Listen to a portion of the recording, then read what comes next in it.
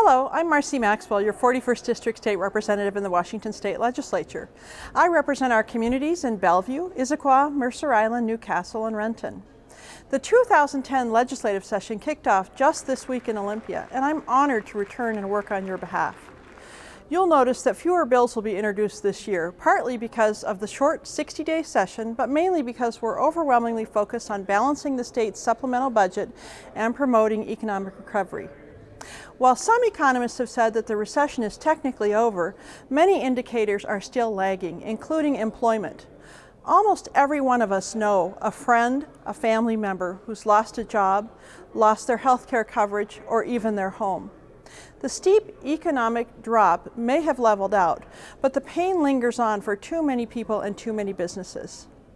The economic crisis also means that state revenues are down. We're currently facing a $2.6 billion deficit that we must fix this session. The governor recently released her proposed budget, based mainly on cuts, but also including some new revenue. Based on conversations with constituents, I support the governor's general approach to a mix of cuts and targeted new revenue. We can't simply chop $2.6 billion without causing irreparable harm to our public schools, our higher education institutions, to public safety and essential services for some of our most vulnerable citizens. As I mentioned, I've been doing a lot of constituent outreach on a daily basis. Since the end of last session in April, I visited with all 5 of our school districts and their elected boards.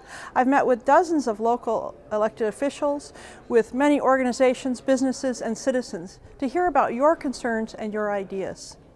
I've also been engaged in many policy discussions since last session. As a member of the Quality Education Council, the QEC, I've spent many months making progress at implementing House Bill 2261, which makes the most important improvements to our public school system in 30 years. This week, I was appointed as Vice Chair of the House Education Committee, a leadership role I'm eager to take on this session. My schedule in recent months has also included workshops and meetings on early learning, higher education, and economic development. These activities have provided valuable learning and perspectives that I look forward to sharing with my colleagues here as the session continues. I want to thank you for watching this first video update in the 2010 session. Please contact me if you have any questions, you have ideas or comments about the budget or about state government services.